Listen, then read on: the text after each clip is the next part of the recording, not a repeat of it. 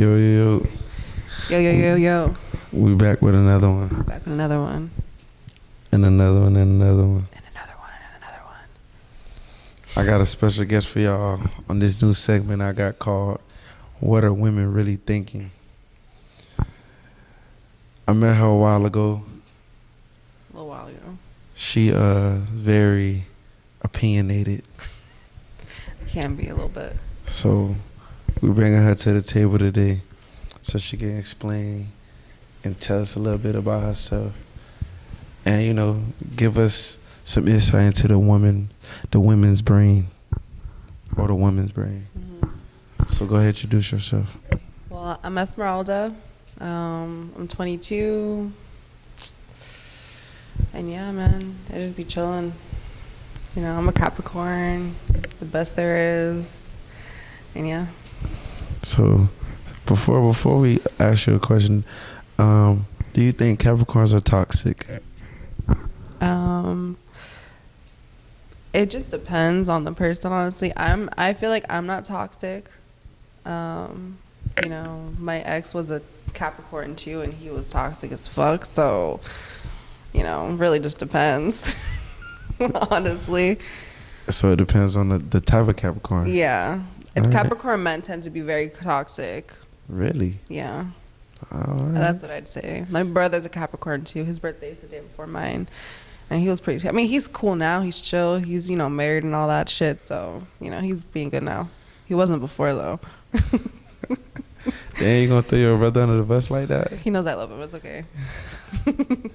So, tell us a little bit about yourself, where you came from, a little bit about your upbringing. Where I came from. Well, I was born in Jersey, and I'm Puerto Rican. You know, I have a really big family, so it was always like family oriented growing up. You know, we had a lot of struggles growing up too, but you know, made me the person I am today. All right. So, how was your school days when you was in school? School for me was very like, it was whatever to me. I was a pretty antisocial person, so I didn't really talk much to anyone. Like, I was just there. I was just chilling. I didn't, yeah. The only thing I was really, that was just school. Was you into, like, some clubs, sports? No. I was in NJROTC for 2 years, but, you know, that ended, so. So you didn't want to go to the military, you didn't follow in the footsteps? No, I wanted to, but, like, I don't know. It just didn't happen. It's not in my path, I don't believe. We'll see. All right, what was, like, some of your struggles as a female coming up, a Hispanic female?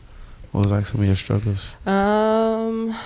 Well, just being a female, I'd say just, like, being, like, overly sexualized and, like, people pretty much not seeing past that. Sometimes, especially men, like, you know, they'll just see, like, oh, like, that's a pretty girl or whatever, and, like, they'll just see you as that, and that's really it.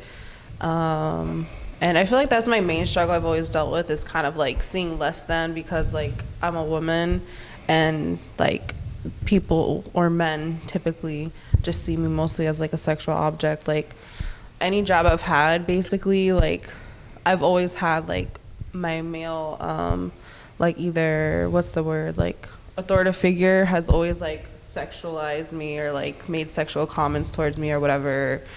And, like, but yeah, I don't know. Struggle as a woman, I definitely say would be that. I kind of rambled off. No, Yeah.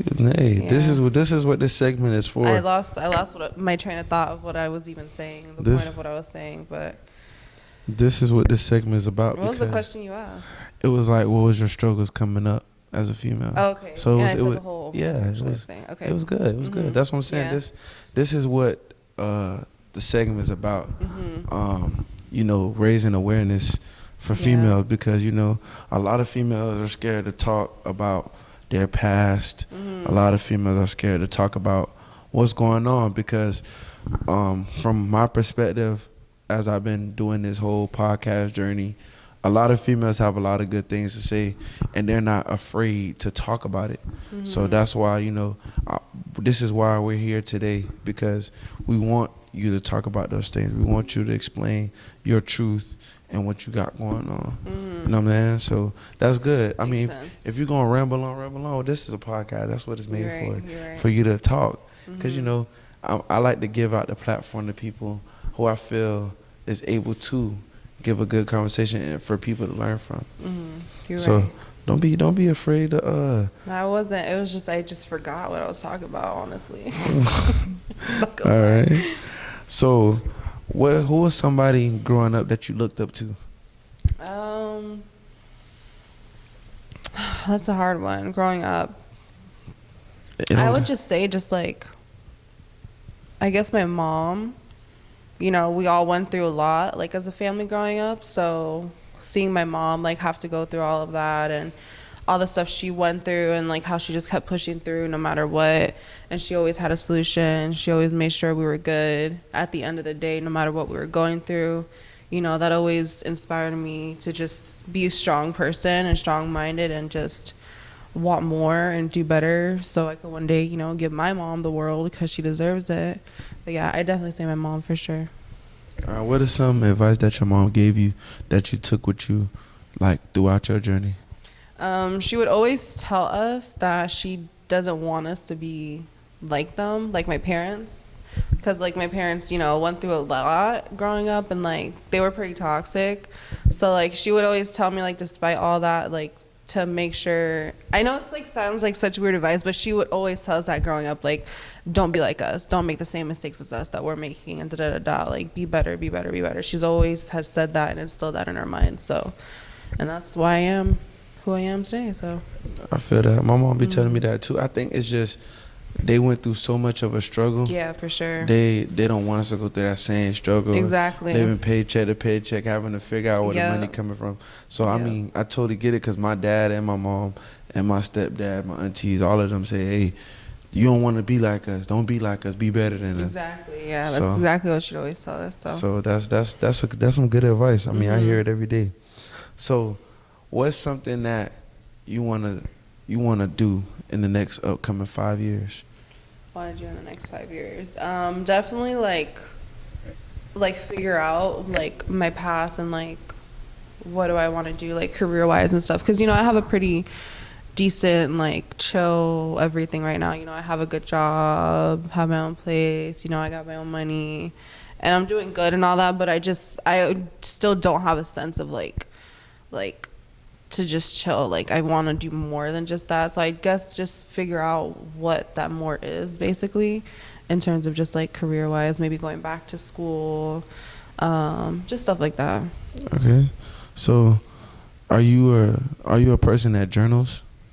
I do from time to time. I kind of fell off a little bit, but I do journal like when I'm like going through a lot, or I'm in like in a low part of myself, because, you know, I struggle a lot with like anxiety and depression, and, you know, the past few months have been like kind of hard for me dealing with it and like kind of getting out of that mental. But, you know, I find when I do journal and write and all that, all my feelings, it does definitely like help clear my mind. So I'd say yeah. So how often, like, how long would a journal session be? Would it be something quick? Would it be something long? It depends on like the mood I'm in. Usually, like, if I'm like deep in my feelings, like I'll be there for probably like a good like 30-40 minutes, just writing. I'll probably write like 3-4 pages. But then there's days where I'm like I want to write, but like my mind is just so like blank that I just write just like probably like a page, if that. So just depends. Okay, what is some of your greatest accomplishments? I definitely say I'm really proud of myself for, you know, becoming independent so young, because I moved out right at 18, and, you know, I took on that responsibility with a shitty job, going to school, no car, not really any help, didn't have money, but, you know, I made it work. So I'd say that's like my biggest achievement for myself, at least. And yeah, right now, you know, just glad that I have a good job and good people surrounding me. And yeah, I'm good.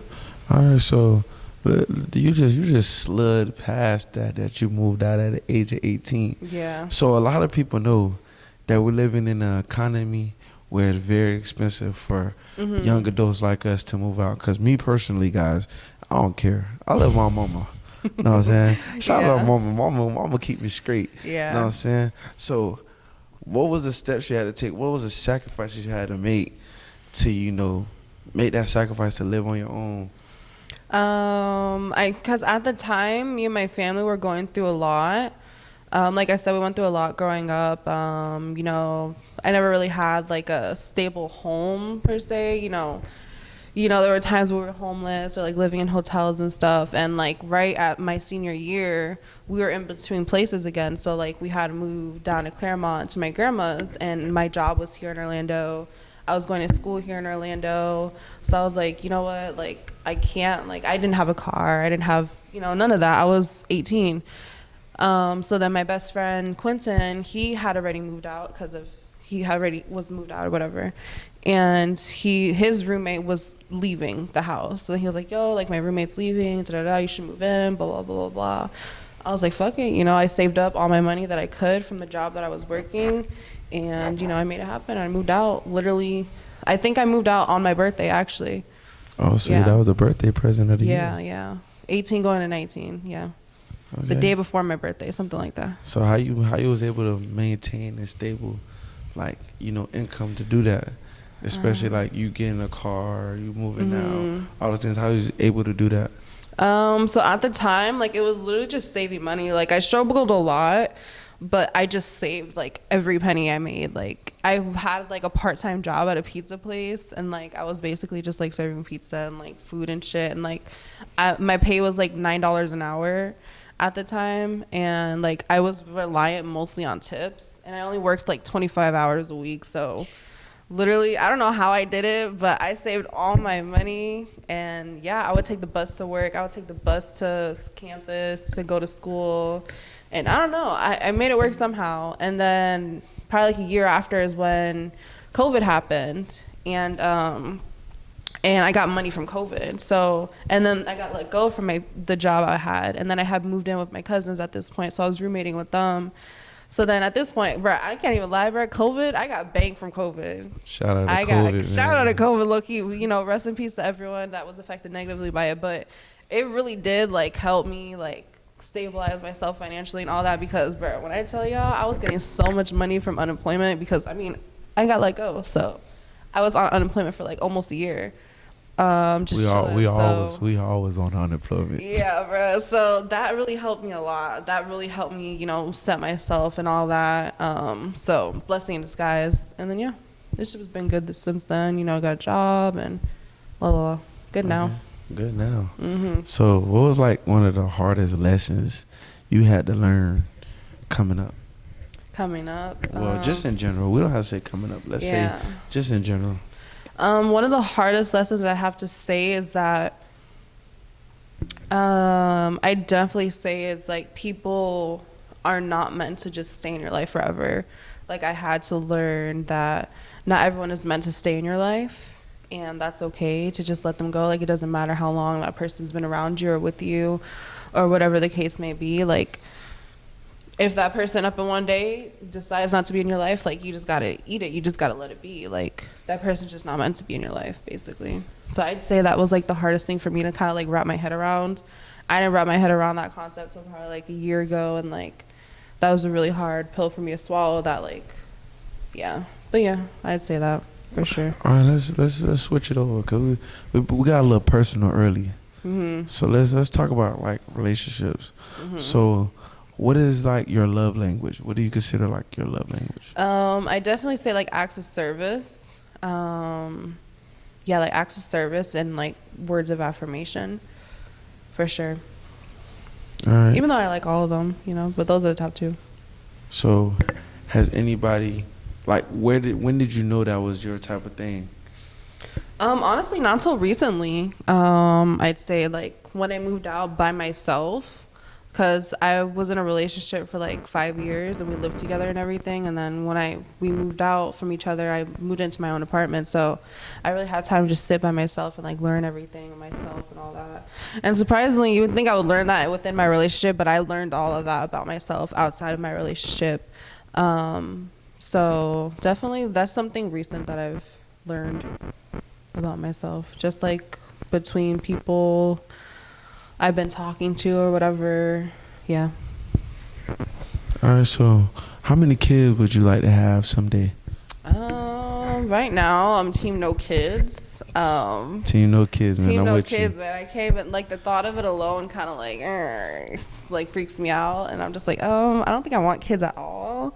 So I don't know, but I've always wanted like a little girl. So, but yeah, I'm sure eventually I'll probably want kids. Who knows? Or Why? maybe I'll never have kids. Who knows? Why you want a girl, not a boy? I wouldn't mind a boy either, but like a little girl, I think it would just be like so cute, like a little mini me. Be so cute. Y'all gonna dress up like each other? Yeah, I would definitely twin with my daughter for sure. Okay, Yeah. so what is like a trending song or a genre that you like? Definitely like early 2000s, like R&B. What's your favorite song from that era? There's a lot. I can't really think of any off the top of my head, honestly. Like, yeah, I can't think of nothing right now. Right now, my favorite is I've been listening to "Coffee" by Miguel. Oh, he not 2000s though. No, I know, but I'm saying right now that's. Oh, the that's song your I favorite like. song. Okay. Yeah. Shout out to Miguel though. So, Miguel. what's something that you learned about yourself recently that you kind of picked up on that you're working on or that you're building with? I don't know. Like something about myself. Yeah, what's something that you learned? Like, it was this artist named X. He was talking about like you can learn like when you don't want to be touched or you don't want to be around people. Like something that you learn or like how we both follow a trail. So how you be talking about you need to go on dates by yourself, go to the movies by yourself. Yeah. So it's something that you learned about yourself Gotcha. that you like or something that you learned about yourself that you don't like. I definitely say that I'll give both. So something that I've learned about myself that I like is that, it was hard for me to get used to like complete like solitude in a way. Like I'm around people from day to day, but like when you live alone, like that was a big adjustment for me living alone. Like I struggled with that a lot. But now I've found comfort in just being alone and just whatever, sometimes I'd be lonely or whatever, but I think it's good that you're able to be alone, if that makes sense, and just be content. And I think I've gotten to that place now, so definitely happy about that.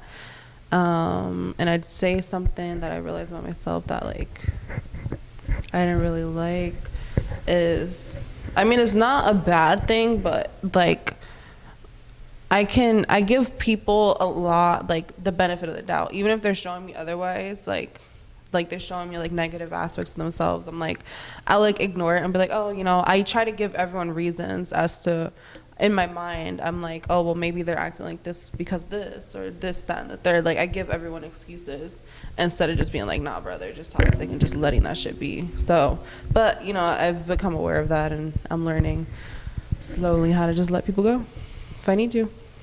What do you think that's like a characteristic that you have, or that's just something that is just embedded in you?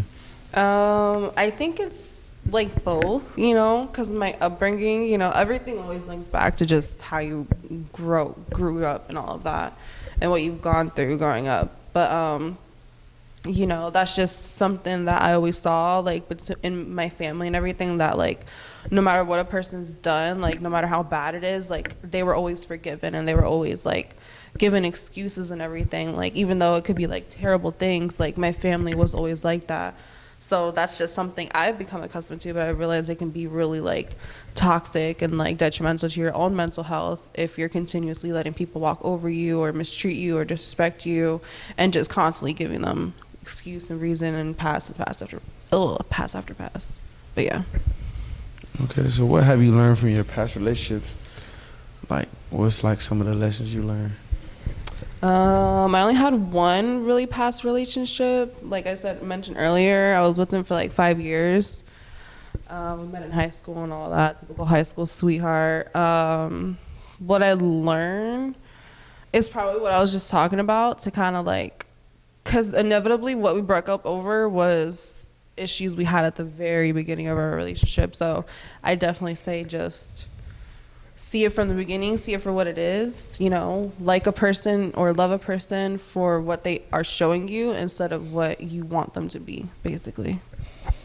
Okay, so do you think you ever broke somebody's heart? Yeah. Do you have the story on that? Yeah. What you did? It was like, so it was with my ex, and You cheated? no, he felt like I cheated though, So but you I cheated? didn't. I didn't cheat. So we were off. Like, we would break up for like 6 months, and then you'd probably get back together. And then, okay, this is a long thing, but basically he broke up with me after like being together for like 3 years out of nowhere, talking about he wanted to see other people. Da, da, da, da. I was like, okay, fine. So I was all heartbroken, whatever, right? So then we got back together like 6 months later. And then we were together for like probably like another year, and then we broke up, and then we were broken up for like, at this point, for like 6 months. And I was telling him, bro, like, we were so cool and like friends, because at the end of the day, like, I had known him for so long, and he was still like my best friend, whatever. But we were not together. Like, I would tell him, bro, go talk to people, go on other dates, go see people. Like, that's not this. Like, you need to move the fuck on. The whole time, all this time, right? And then 6 months later, I had met this guy at work.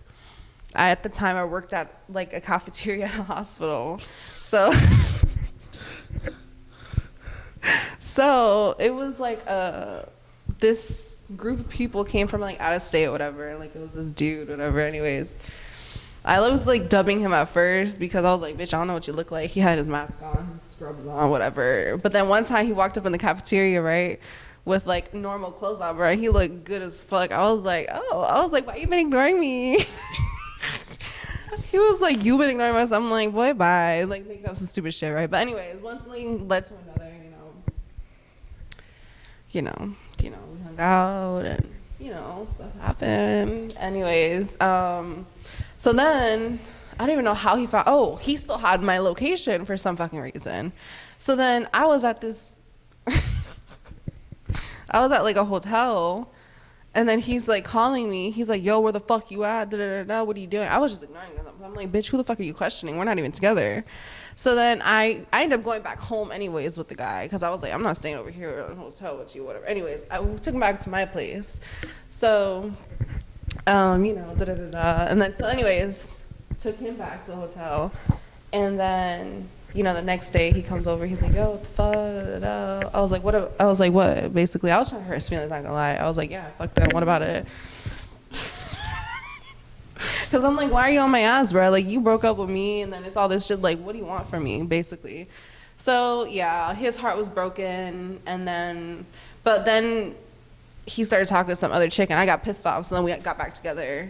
And then that was, like, the last year of a relationship, which was very toxic, because he couldn't let go of the fact that I cheated on him and how broken his heart was. I don't think you cheated on him. I think, I did.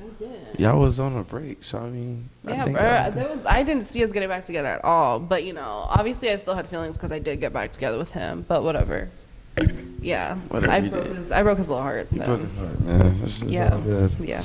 All right, so what is something people are attracted to you, that attracts people to you? Initially, I'd say, like, my tatas, whatever. That's like the first thing people notice and like say about me or whatever. And my hair. My hair people usually tend to like and compliment and all that. So, between those two. All right. What is your biggest guilty pleasure? I'm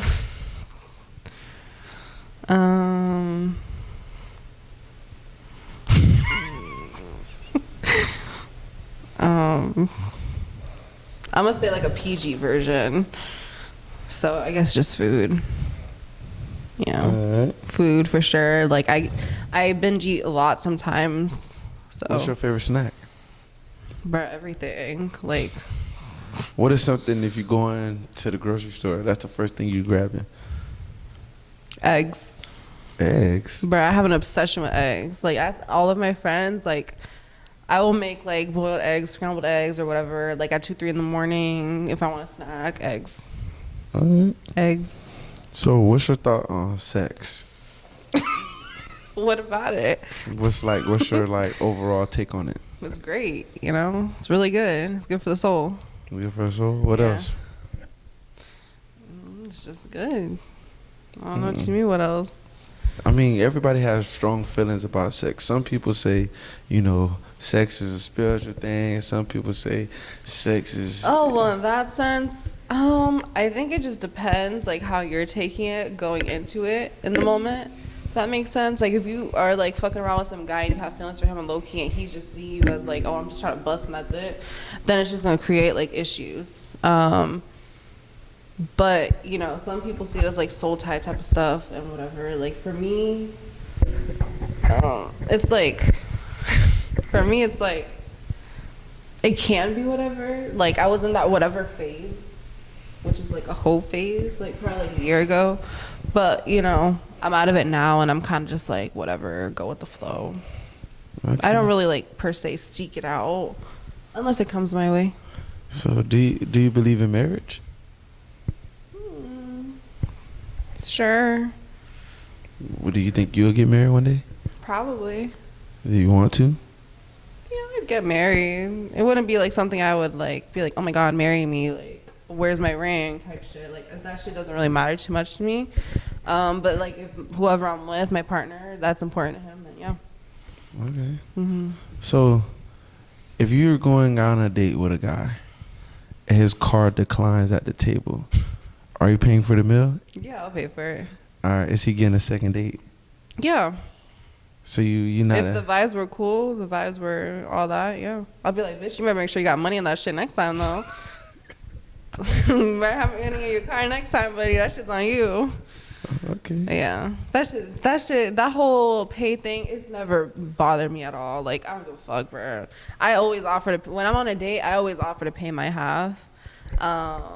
And there has been times where guys let me, but like recently I'm low-key like, y'all should pay, motherfucker. But it's not a big deal either, because at the end of the day, like, I know I'm young, and whoever I'm on a date with is probably around my age. Usually I go for older guys, but besides the point, like, I don't know their financial whatever, whatever. It's not a big deal for me.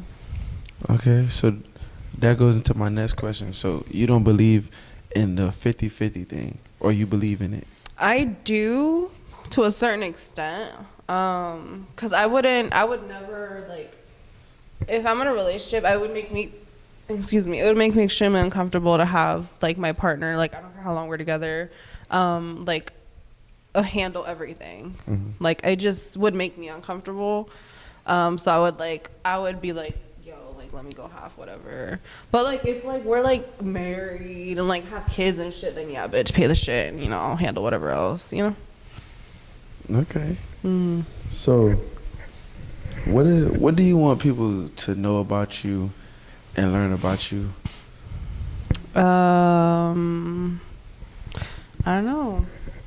I feel like I'm an acquired taste, What does that mean? Like, some people like me, some people don't. People usually think I'm pretty bitchy off the bat just by looking at me and don't try to get to know me. So then they just have their own assumptions of me in their head, whatever, da-da-da-da. So, but, I'm chill, I'm humble, I love everyone. My close people, my close friends, I'll do anything for them. I'm a thoughtful person. And, yeah. Okay. So, is there anything that you want to cover that we haven't covered? No. You ain't got Just going with the anything? flow, man. You ain't got anything you want to say to the people? Not Off really. script? Off script. Off script. Off script. I don't know. I don't think so. You asked a lot of questions. You pretty much went over everything.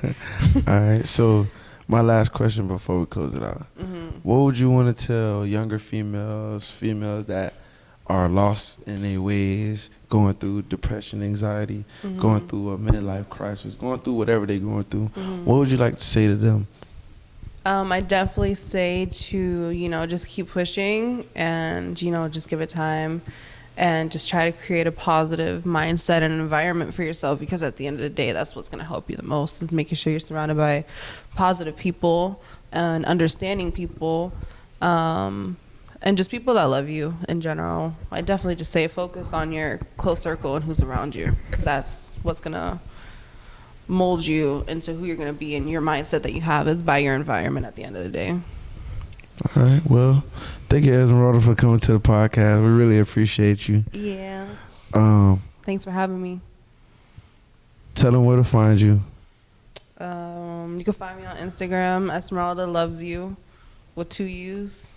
It's not many Esmeraldas, so you'll see me on there. All right, man. This is another segment of What Women Are Really Thinking, and we out.